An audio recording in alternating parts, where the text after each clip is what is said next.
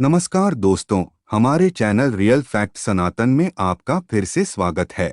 हमारा देश पौराणिक समय से ही ऋषियों महर्षियों की तपस्थली रहा है। हिंदू धर्म ग्रंथों में कई ऐसे ऋषियों महर्षियों का वर्णन मिलता है जो अपने तपोबल से मानव जाति के कल्याण के लिए कई तरह के काम लाते हैं। तो वही कई ऐसे भी ऋषि हुए जिस दिन शक्ति से देवराज इंद्र को भी डर सताने लगता था कि कहीं वे देवराज की पदवी उन्हें कोई खुला ना ले। इसी कारण से उन्हें कोई भी ऋषि की तपस्या से भय लगने लगता है। उनकी तपस्या भंग करने के उद्देश्य से वो स्वर्ग की अप्सरा को पृथ्वी लोक पर भेज देते हैं। ऋषि अप्सरा के रूप और यौवन को देखकर मोहित हो जाते थे। इस पोस्ट में एक ऐसी ही ऋषि की कहानी बता रहे हैं जिन्होंने करीब 1000 साल तक एक अप्सरा के साथ भोग विलास किया। तो आइए जानते हैं ऋषि कंडू के 907 साल के यौन संबंध बनाने का रहस्य। पौराणिक कथाओं के अनुसार महान ऋषि कंडू हुए थे। असल में गोमती नदी के तट पर था। एक बार की बात है कि ऋषि कंडू ने घर तपस्या करना शुरू किया।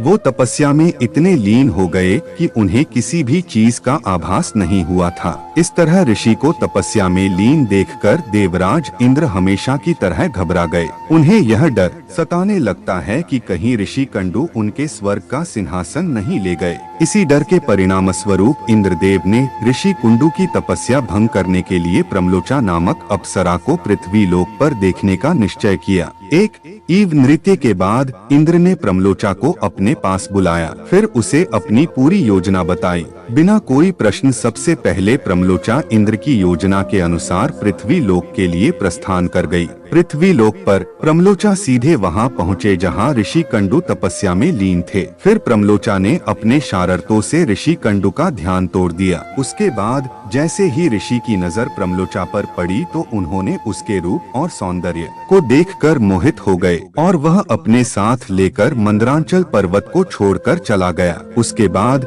ऋषि कंडू प्रमलोचा के सौंदर्य में इतने खो गए कि वो 100 से अधिक वर्षों तक उसके साथ भोग विलास करते रहे। 100 साल बाद एक दिन अप्सरा प्रमलोचा ने ऋषि कंडू से कहा कि हे ऋषि, अब मैं स्वर्गलोक वापस जाना चाहता हूँ, इसलिए आप मुझे खुशी खुशी विदा कीजिए। अप्सरा के बारे में जानकारी से जाने की बात सुनकर ऋषि उछल हो गए और उन्होंने कहा कि हे देवी, अभी मिहिर दिन और रुकी हुई तो अच्छा हुआ। ऋषि को देखकर अप्सरा पृथ्वी लोक पर और धारणा को मान लिया। फिर ऋषि कंडू ने अगले 100 वर्षों तक उसी वृक्ष में अप्सरा के साथ भोग विलास किया। फिर 100 साल बाद एक दिन प्रमलोचा ने ऋषि कंडू से कहा, हे मुनि, मुझे पृथ्वी लोक पर आओ, बहुत समय हो गया, अब तो आप मुझे स्वर्गलोक जाने की आज्ञा दें। ऋषि कंडू उनकी बात सुनकर फिर व्यथित हो गए। बोले, हे देवी, अभी कुछ समय और रोक दिया गया। इसी तरह कई 100 साल तक चले गए और जब भी अप्सरा प्रमलोचा स्वर्गलोक जाने की बात ऋषि से कहते हैं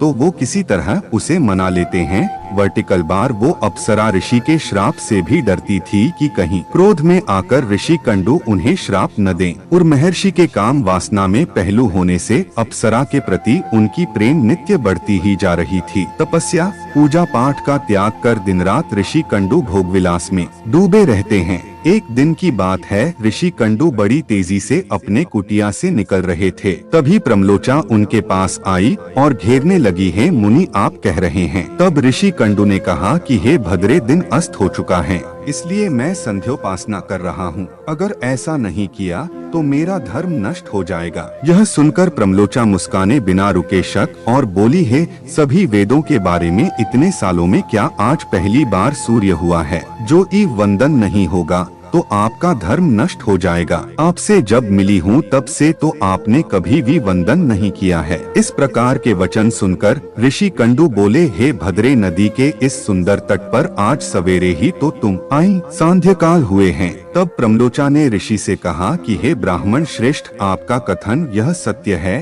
कि आपके अजरों में मैं सवेरे आया हूँ, लेकिन आज नहीं। जिस सुबह मैं यहाँ आया था उसी समय को तो कई 100 वर्षों के छेद हैं। यह सुन महर्षि कंडू घबरा गया और बोला कि हे सुंदरी, मुझे सही सही बताता है कि मुझे तेरे साथ रमण करते हुए कितने समय में चूक गए हैं। तब प्रमलोचा ने बताया कि आप मेरे साथ रमण करते हुए 907 साल 6 महीने और 3 दिन हो चुके हैं। यह सुनकर ऋषि कंडू हैरान हो गए और बोले, हे प्यारे, क्या तुम सच कह रहे हो या फिर मेरे साथ कोई मजाक कर रहे हो? मुझे तो ऐसा होता है कि मैं तुम्हारे साथ एक दिन ही रहा हूँ। मैं यहाँ किसी के कहने से रिपोर्ट किया गया था। ऋषि, आप क्रोधित ना हो, मैं आपको पूरी घटना का सच बताता हूँ। परंतु हे ऋषि, मेरा इसमें कोई दोष नहीं है, इसलिए मुझे क्षमा कर दीजिए। तब ऋषि कंडू ने कहा था कि जल्दी बताओ। तब प्रमलोचा ने कहा कि तुम्हारी तपस्या से देवराज इंद्र को डर लगने लगा और उन्होंने ही तुम्हारा तपस्या भंग करने के लिए मुझे यहाँ भेजा था। प्रमलोचा के मुख से ऐसे वाक्य सुनकर ऋषि कंडू व्याकुल हो गए और बोले कि अधिकार है मुझ पर, मेरा धर्म नष्ट हो गया। एक स्त्री ने मेरी बुद्धि को भ्रष्ट कर दिया। इस महिला के संग से मेरा पूरा जीवन नष्ट हो गया। इसलिए हे पापिन स्त्री, अब तू जा सकती है, क्योंकि राजेश ने जिस काम के लिए भेजा था वह कार्य संपन्न हुआ। तूने मेरा ताप कर नष्ट कर देते हैं। महर्षि को इस तरह क्रोध देखकर प्रमलोचा डर से कांपने लगी, जिस वजह से उनका पूरा शरीर पसीने से भीग गया था। उस समय ऋषि ने जो गर्भ प्रमोच में स्थापित किया था वह भी अप्सरा के रोम निशान से निकलकर पसीने के रूप में अपने शरीर से बाहर आ गया था। प्रमलोचा के पसीने से वायु ने गर्भ को उत्तेजित किया और वृक्षों ने उसे ग्रहण किया। सूरज की चपेट में आने से वह धीरे धीरे बढ़ने लगा। फिर समय पूरा होने पर उस वृक्षारोपण से मृषा नाम का कन्या वर्ग हुआ, जो ऋषि कंडू, सूर्यदेव और वायु की पुत्री कहलाई। प्रियो मित्रों, आपको हमारी आज की ये वीडियो कैसी लगी नीचे कमेंट करके जरूर बताएं और ऐसी ही आध्यात्मिक और धार्मिक जानकारी के लिए सब्सक्राइब करें हमारा YouTube चैनल रियल फैक्ट सनातन।